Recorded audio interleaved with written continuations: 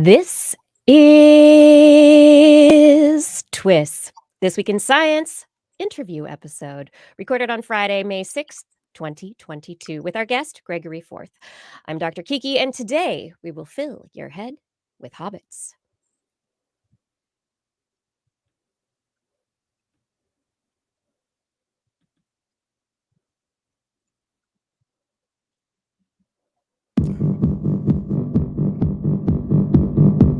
I've got the kind of mind I can't get enough. I wanna learn everything. I wanna fill it all up with new discoveries that happen every day of the week. There's only one place to go to find the knowledge I seek. I wanna know what's happening. What's happening? What's happening this week in science? What's happening? What's happening? What's happening this week in science? Good science to you, Kiki. And a good science to you too, Justin, and everyone out there. Welcome to a special interview episode of This Week in Science. Thank you, everyone, for joining us for this episode. We do hope that you will enjoy the show. Today on the show, we are speaking with Dr. Gregory Forth about his new book, which I will introduce in just one moment. But before we really jump into things, I do want to remind everyone that if you have not yet subscribed to This Week in Science as a podcast, you can find us all places podcasts are found. Look for This Week in Science. We're also on Twitch, YouTube, and Facebook, where we stream live every Wednesday at 8 p.m. Pacific time, and very often now on Fridays at 11 a.m. Pacific time. And you can find us on Twitch and Instagram as TWIS Science. Just go to our website, twis.org, if any of this is confusing or too complicated for you. And while you're there, click on that Patreon link to support the show. All right, let us jump into the show. Our guest today is Dr. Gregory Forth. He received his doctorate at Oxford and was a professor of anthropology at the University of Alberta for more than 3 decades. He's a fellow of the Royal Society of Canada and the author of more than 100 scholarly papers and several academic books. We have him joining us today to discuss his first book for a general audience called Between Ape and Human, an anthropologist on the trail of a hidden hominid. Thank you so much for joining us today, Dr. Forth. Yeah, thanks for coming. Thank you. Let's just dive right in. Well, I guess take the first step on this trail that you've been on. Can you tell us, what was it that set you on the trail, and how did you come to study on the island of Flores? I chose Indonesia, and especially Eastern Indonesia, as my geographical area of specialization when I began doctoral studies way back when. My interest at that time didn't have anything to do with human evolution or hominin evolution.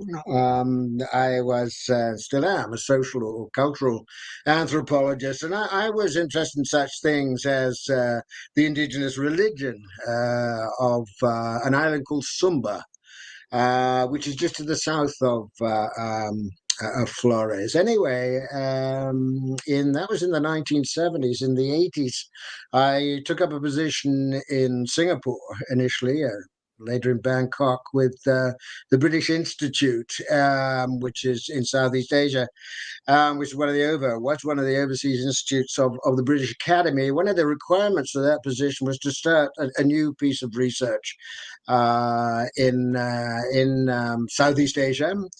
So I stuck fairly close to home, which was Sumba at the time.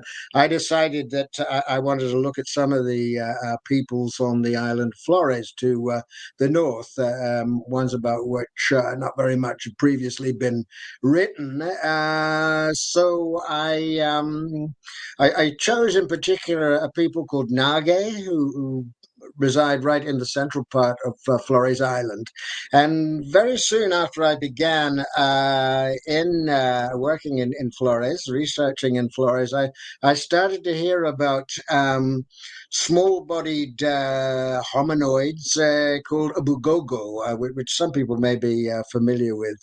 They're interesting. They're very naturalistically described. They weren't like forest spirits or unicorns or ghosts and goblins for that matter, naturalistically described. And they're also said already to be extinct. This is the abugogo, which of course is another naturalistic feature, I guess you could say. Anyway, I continued. I was researching a bunch of other things at that time. This was by no means my sole topic, but I maintained an interest in these sorts of figures and found that they were mentioned they were known, shall we say, in parts of the island, other parts of Flores as well. And indeed, in 2001, 2003, I began researching in an area called Leo, among the Leo people, who are further to the east, the eastern end of Flores. And there I started to hear about similar beings, similar hominoids or hominids, but ones that were said still to be alive, although they're very rare. Huh. So yeah, that was interesting, and duly noted in my field notes. Um, then it was a year later, a year after 2003, in 2004, that news broke about the discovery of Homo floresiensis, a very small-bodied hominin discovered at just one site. Only one site has ever been discovered for Homo floresiensis in the western part of Flores, and I was quite amazed because the way the paleoanthropologists reconstructed the species, it was very similar to the descriptions I'd been receiving from local people about Abugogo, certainly, but also about the Leo Ape-men, as I call them, for want of a better term. So I had the idea before that these things sound more than imaginary, or less than imaginary, perhaps I should say. And I was interested in finding out, well, if people say they're seeing these things, what exactly are they seeing? What sorts of explanations can we come up with for these claims? And indeed, I mean, that's what the book is all about. It states the problem, the question, and outlines several possibilities, several hypotheses, if you will, and explores those one by one, and comes up at the end with the controversial conclusion that the best way to explain these things is not as forest spirits or other supernatural beings, or mistaken sightings of monkeys or civets, not as an undiscovered species of ape, not as a lost tribe that the Leo people rarely come into contact with, but indeed the best way to explain them, with the evidence available, and also, on the usual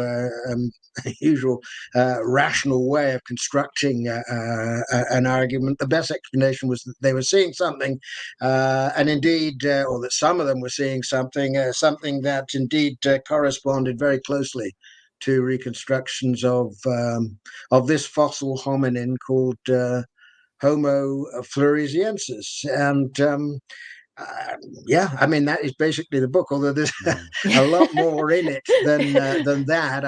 I might just say the book is largely a series of reports, of stories of various sorts, and they take up 4 or 5 chapters in the center of the book. But then, towards the end, I discuss, how it might be possible that something like this has survived, although that wording perhaps suggests that it's been extinct for a long time, Homo floresiensis.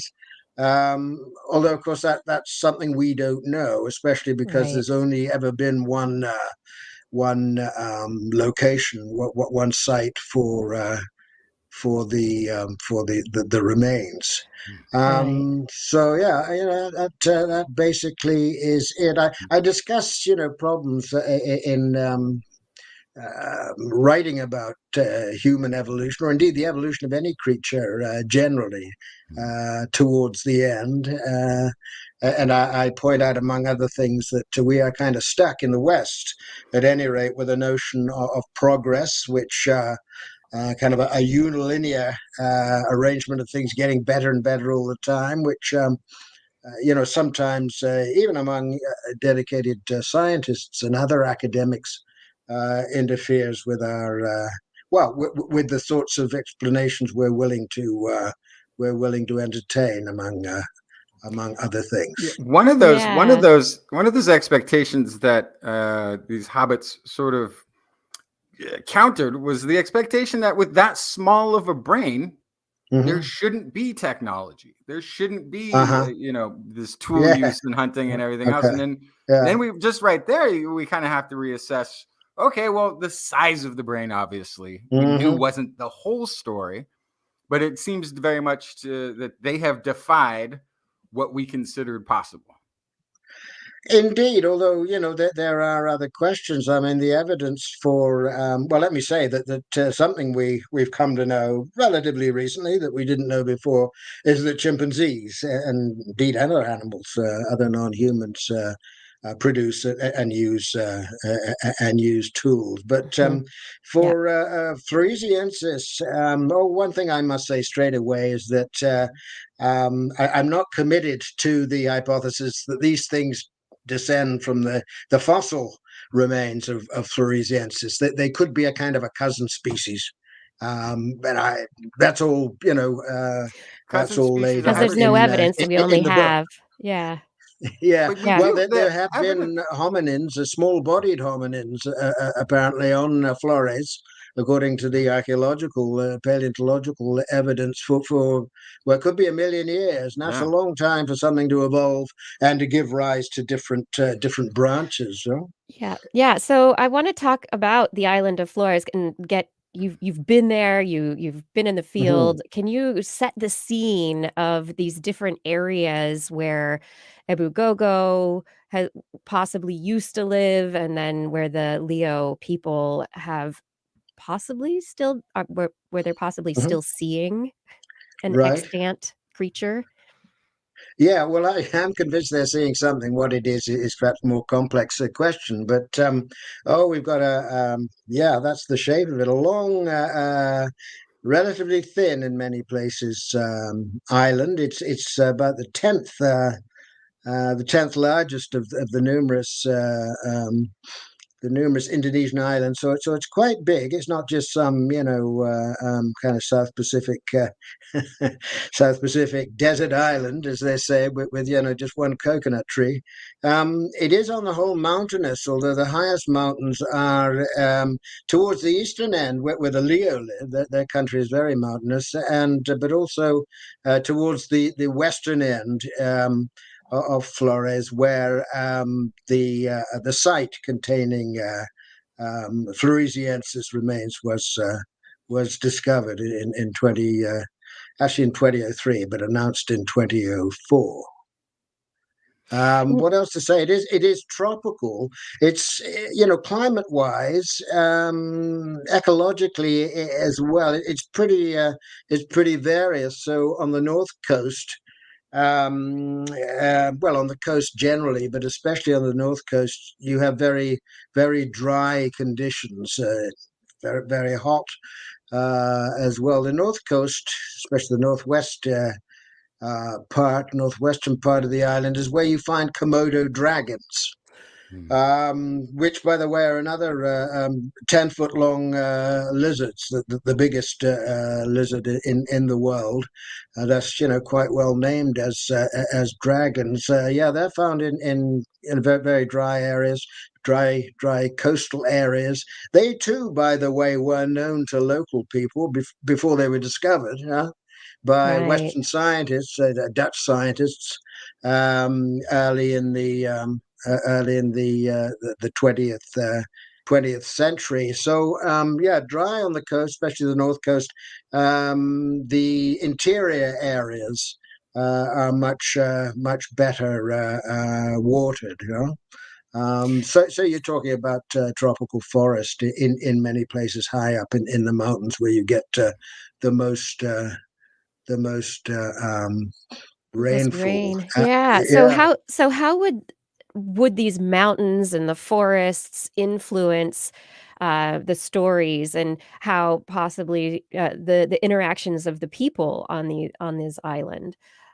Did do the people interact? Do the stories travel from one end of the island to the other? Or Very good yeah. question. Yeah. Well, there are some of these hominoids.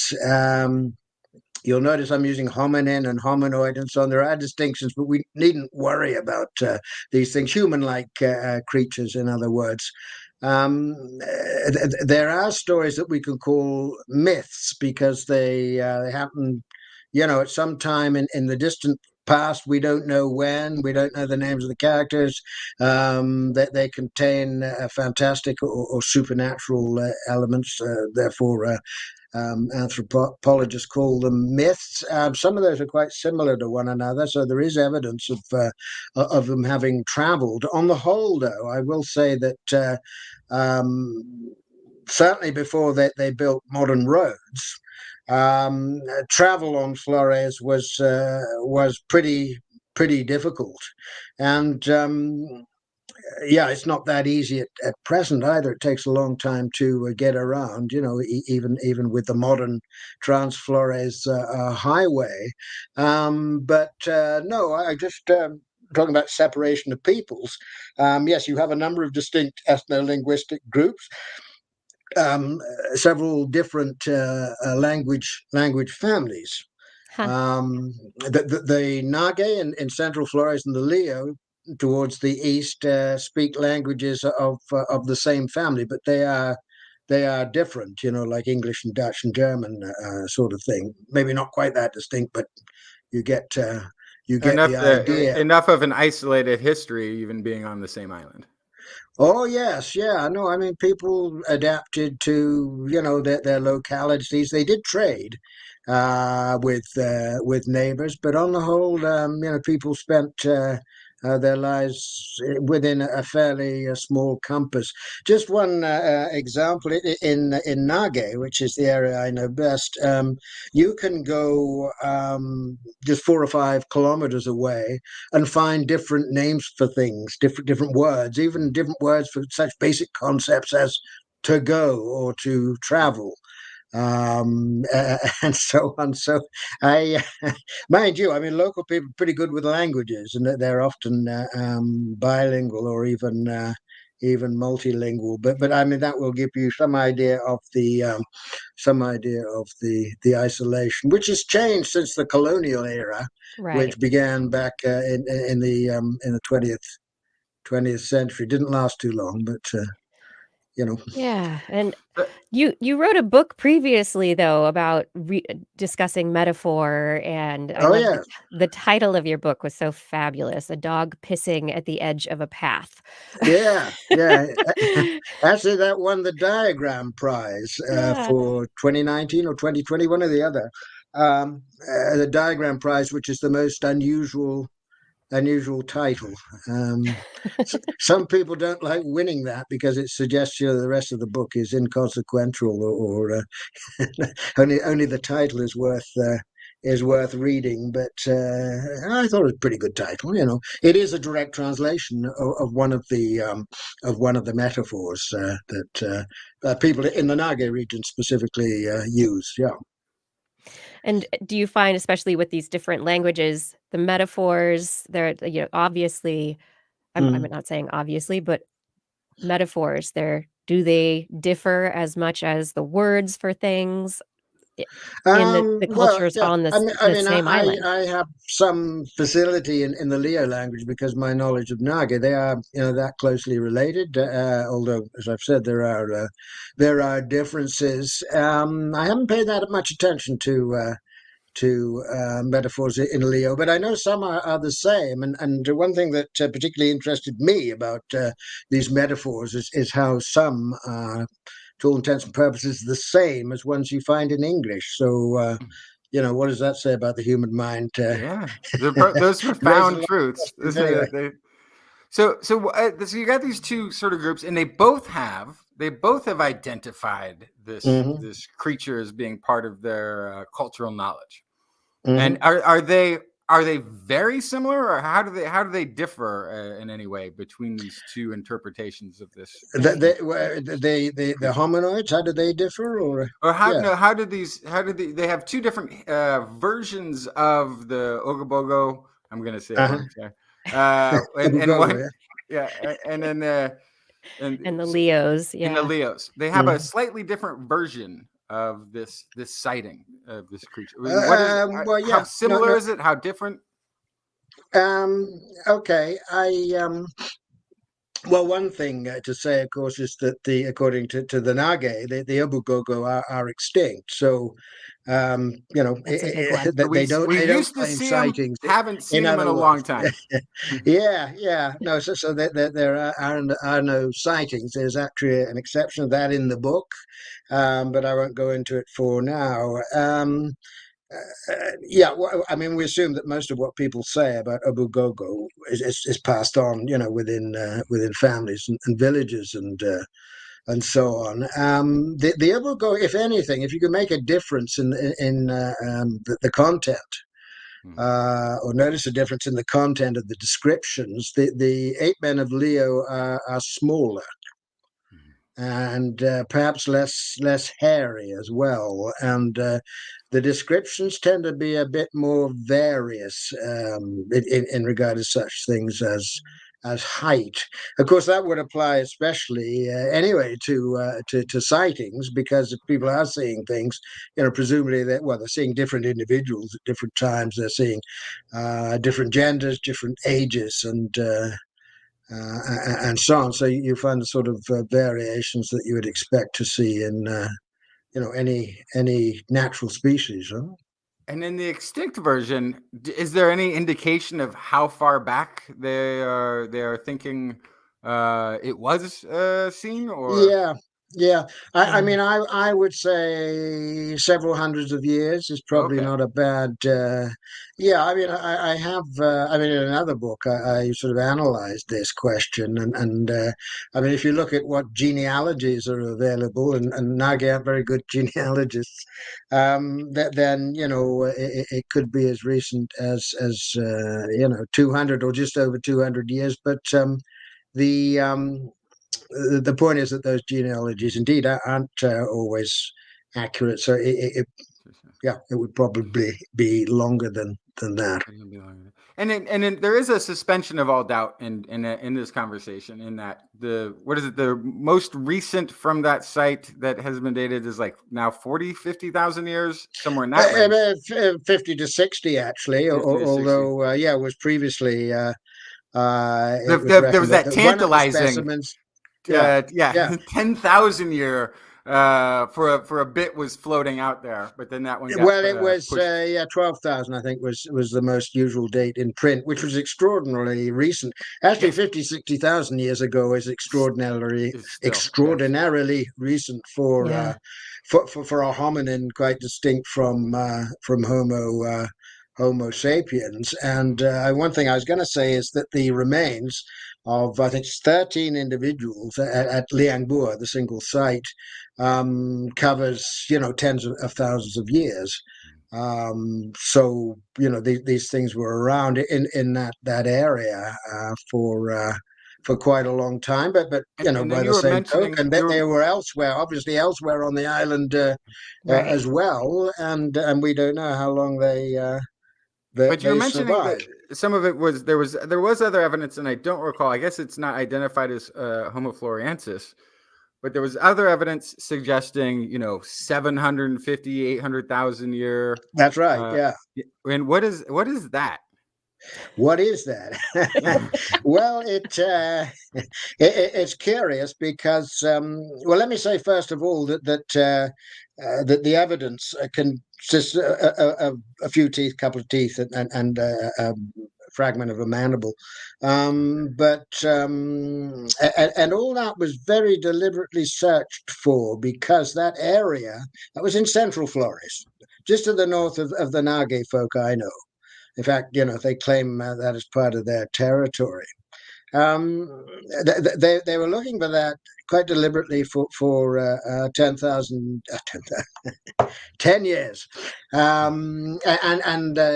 finally hit pay dirt, as they say, Yeah, because after a that long and helps concentrated solve. effort. But I just There want was to a say huge that debate going what's on that? because Yeah, that older finding of at least some hominin yeah, pieces helped put to bed the debate that this was microcephalus disease or this was yeah. a strange grip. Like there was so many people who were, making arguments in That different it was a directions about deformed what modern human, or yeah, yeah, yeah. Yeah. I think a lot of more that has been specific, put to rest by now. But I yeah. just want to say about the Central Florinese finds. The reason they went there is because this is an area very rich indeed in stegodon fossils. These are prehistoric elephants, basically, like mastodons and mammoths. So, and it was But they're very reckoned. a small version though, right? That's Well, there are several species of stegodon.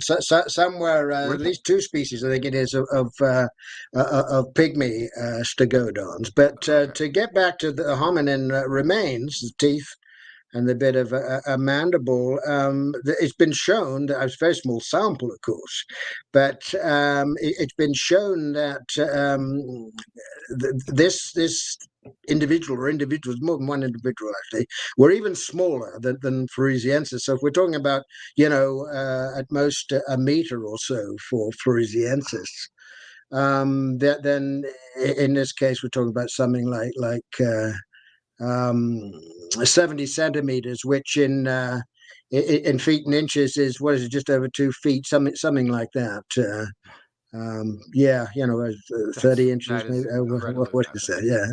Yeah. So that is very, very tiny. And of course, this record going back, as I say, 1,000 years or so, is quite unprecedented elsewhere in the world. And as a consequence, it's made Flores a very special place.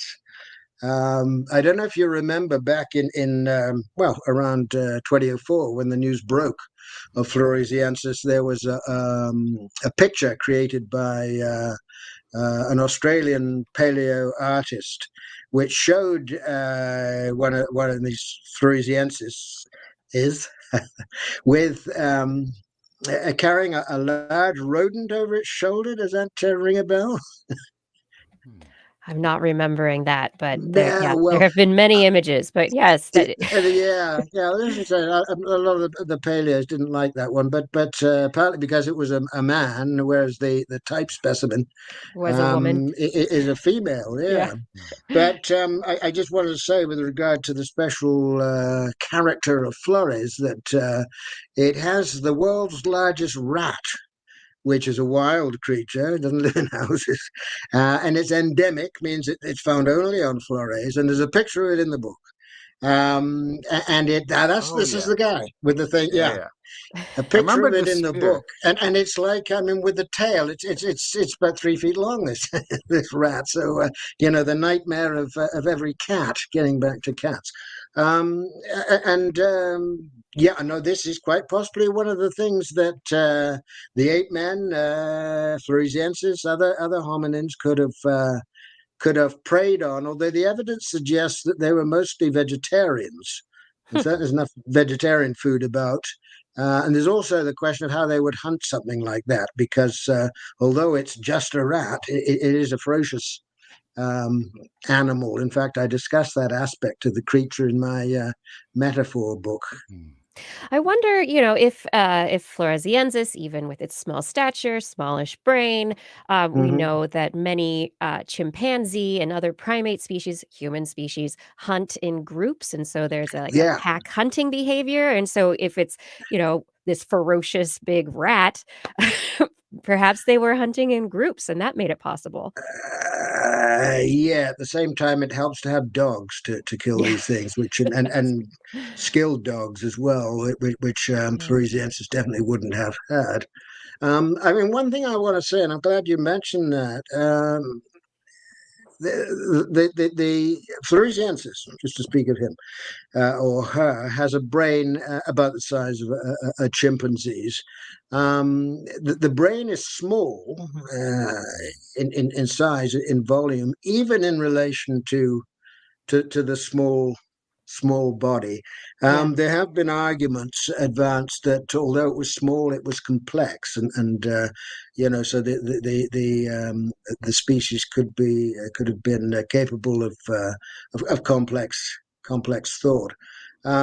Which is fair enough, but there hasn't been a lot of evidence. In fact, that the question is still open, really, about whether they made tools or stone tools, perhaps more specifically, and indeed whether they could make fire, which is something different from using fire. And Were of there course, any? language is another question that comes into Yeah. this. And I might say that the Ape-man, if you take the evidence of the Ape-man and Leo as definitive, that then they were culturalists, which is to say they didn't have not only did they not have clothes and houses and the rest of it, they didn't have any technology Huh. or If fire. Although such a thing, can be can certainly be overlooked. You have to be a trained yeah, archaeologist to recognize it. yeah, and if the weather's Stone good, tools. if the weather's nice, then Uh-huh. do you really need all that stuff? Well, it's interesting because Flores, especially up in the mountains, can get quite cool at night, as I know from my own experience. And there is a question there relating to the hairiness of Mm. past or even present non-sapiens hominins. Basically, it suggested that, and I'm simplifying necessarily, that once you have fire, once you have clothing and shelters of some sort, then you don't need hair, so it can disappear in an evolutionary sense for other reasons. So these things being described as hairy kind of fits nicely with them being described as apparently not having any technology to speak of. I also want to say I had problems writing the book, and I still have problems writing about the Ape-man and Floresiensis, um, in describing them as human or humans. You might say another well, something like ethnocentric, I suppose. But, the original name for Floresiensis, Homo floresiensis, took it out of the Homo. It was a name Sundanthropus. Um, and that was proposed by Peter Brown, an anatomist and physical anthropologist who did a lot of work on the remains.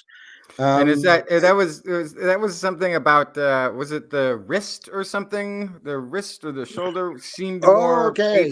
Yeah, ape-like to him.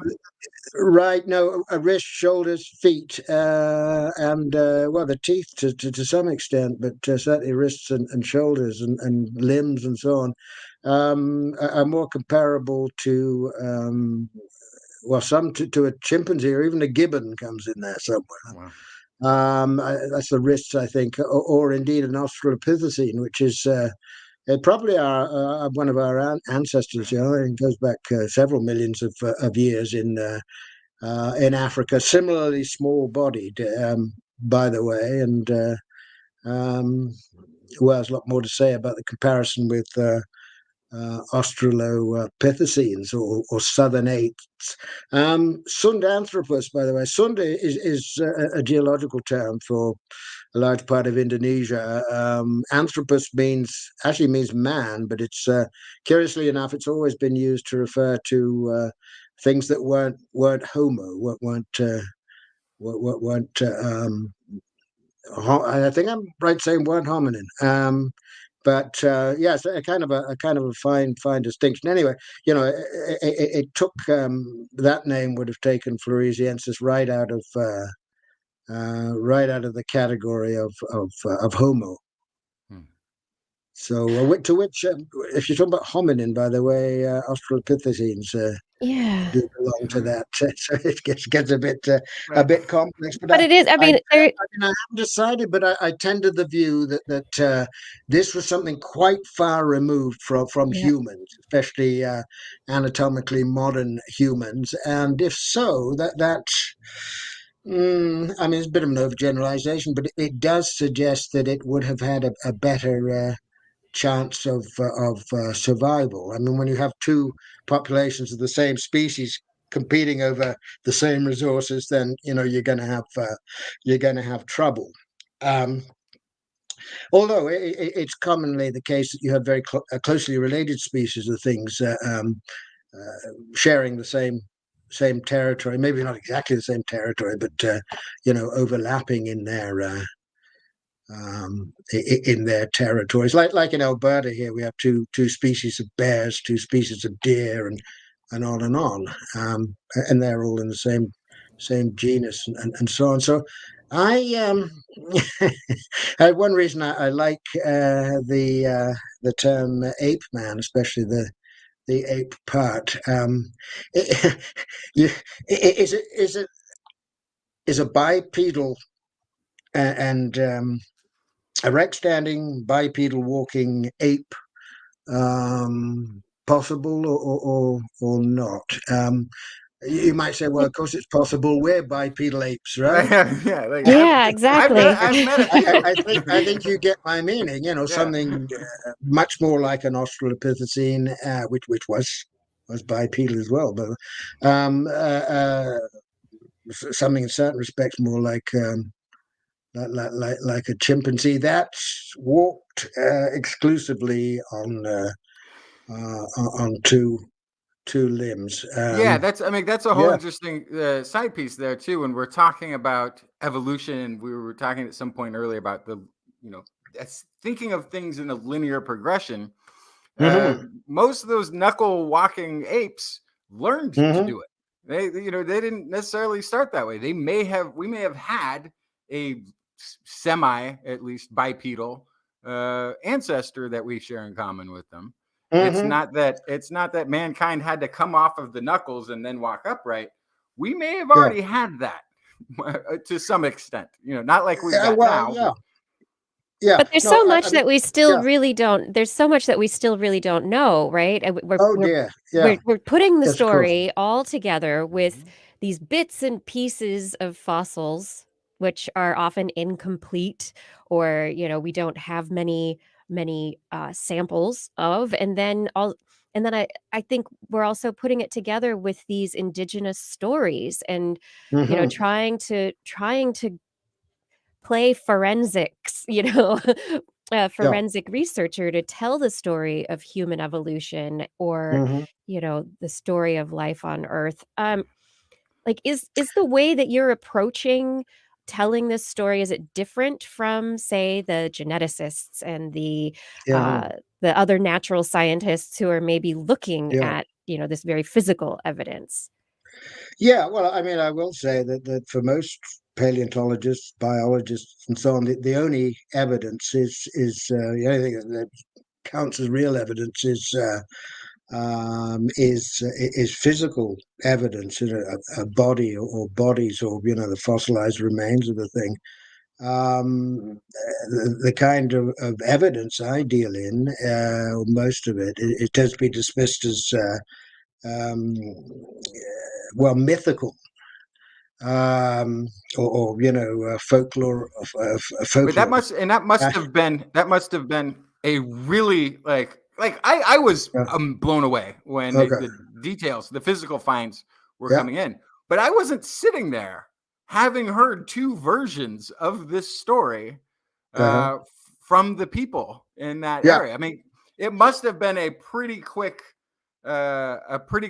big light that went on in your head, and you go, wait a second, that's not just a physical find. I've been hearing about this Well, that's right. through my But I mean, it's research. that kind of evidence, and it's ethnographic evidence, basically, that natural scientists, most of them, there are exceptions, but most of them wouldn't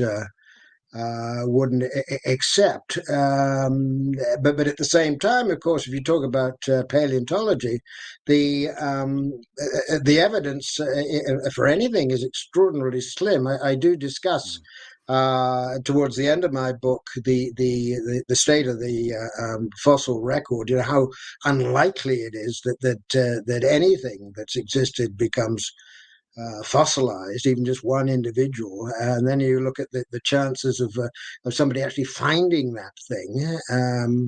And bearing in mind that most fossil finds are discovered fortuitously, quite by accident.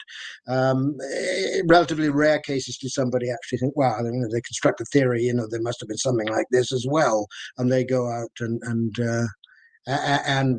look for it, and of course they have to find it. Then the best known example in human paleontology is the so-called Java man, Pithecanthropus, which means Ape-man, by the way, as it was then called. Yeah, there was a medical doctor actually called Dubois who reckoned that this sort of thing had existed, and that a very good place to find it would be the East Indies, which was convenient because he was a Dutchman and employed in the military medical service, and he went out looking for the thing and found it. Yeah. So but that's very, very much the exception that proves the rule. So we're looking at nothing like a representative or a random sample here when we talk about physical, purely physical evidence. So I'm Yeah. And suggesting I that think that was maybe other sorts of evidence should be considered as well. yeah, and I think that was sort of my Absolutely. point too about talking about how the most recent version of it is now that maybe 60,000 years old. Hmm. That doesn't mean that it disappeared 60,000 years ago. No, of course not. No. That's just our snapshot, like you're describing Yeah, that that's one quite right. lucky. Yeah. Although, unfortunately, biologists, paleontologists do say, "Oh, this is when it became extinct."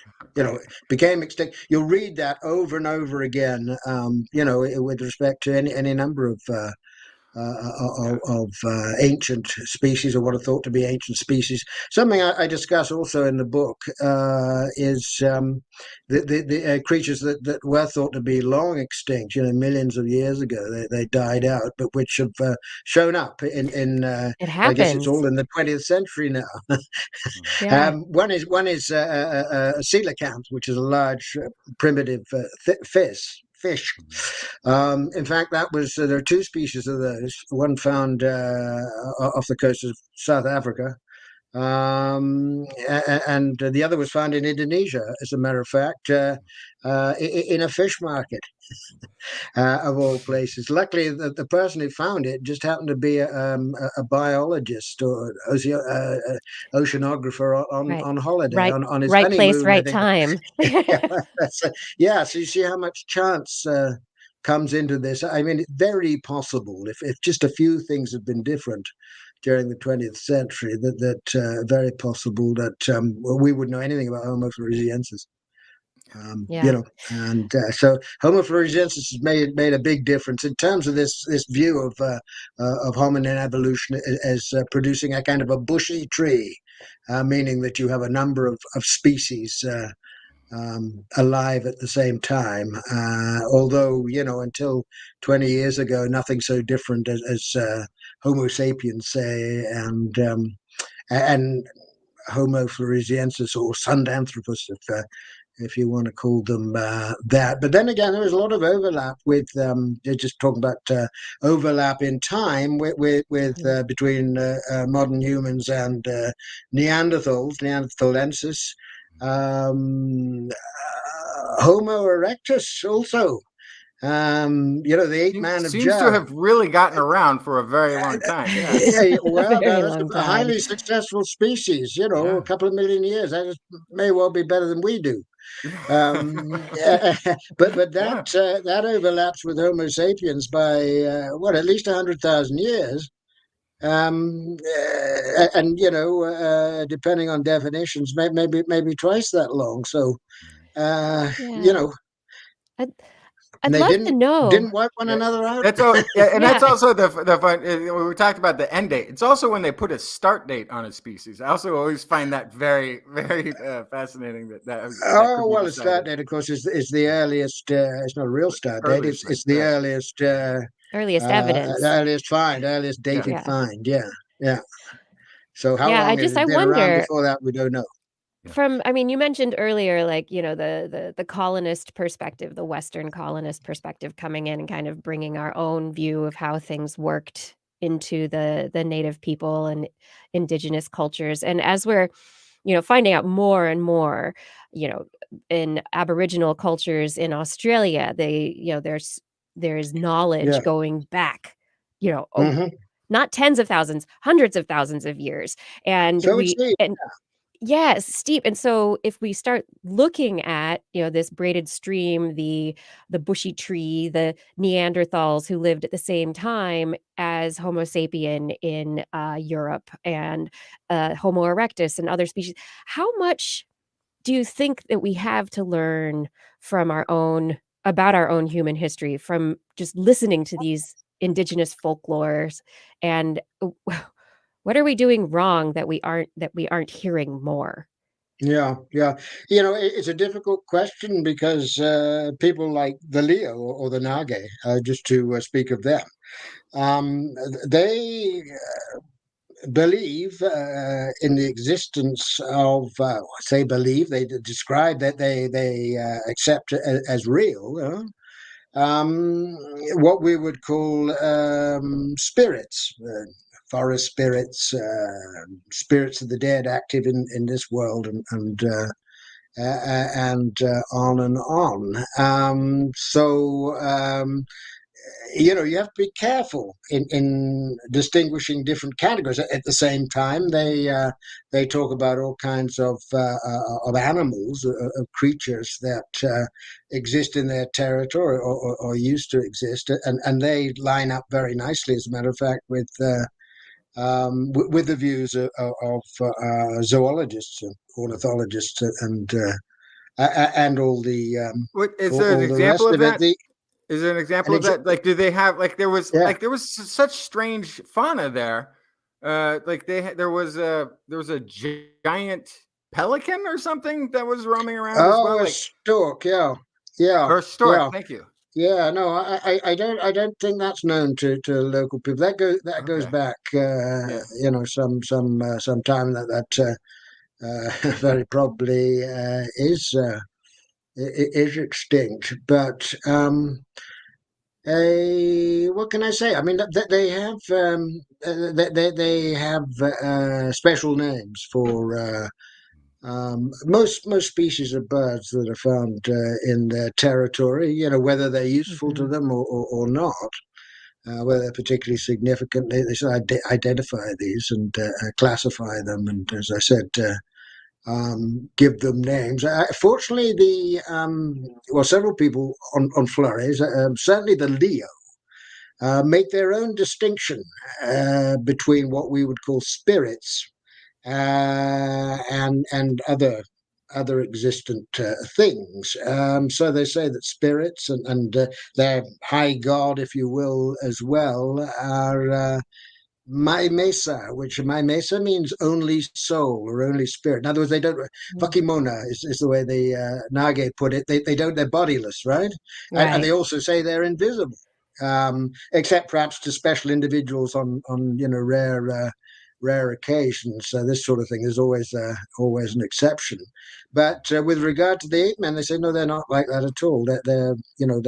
They do have special powers, but then so do a lot of other ordinary animals, like crabs and turtles and sea cows and well even monkeys in certain respects. But nevertheless, the ape-men are different. Anybody can see one. More than one person can see it at the same time. That they give birth, they die, they have to eat, and all these other things that spirits typically don't are held not to do. So that's very helpful, and it is a distinction that doesn't reflect the influence of Western education or anything like that. Right. I can show that by reference to very old missionary dictionaries Nice. and the like. Yeah. So another important point in the book. Yeah, it's I mean, this is all so fascinating, and I don't want to keep you too long. So with the book, what do you hope really like in the single concept or the most important thing? What do you hope that people get from your book that they take with them? Well, a number of things. I'm by no means anti-scientific, as as some people in your country these days seem to be, very, very, very sadly. No, I mean, I consider myself a scientist of sorts, at any rate, and I respect the scientific method. But sometimes, and perhaps even necessarily, science is restricted to a very narrow and conservative um, view of things. There's a lot of boundary maintenance in science, as there is in other academic disciplines. So I'm just hoping that people will. Well, one thing I'm hoping is, of course, is that people will read the book, Yeah. and that when they do that they will find it, say, enjoyable or fun. Those terms are perhaps not serious enough, but that it will get them thinking about various things. If they can think in such a way that they find that they have pretty conclusive evidence that what I'm saying is load of nonsense, that's fine. That's fine. So, but nevertheless, it's the open mind. I hope that it will also help people realize that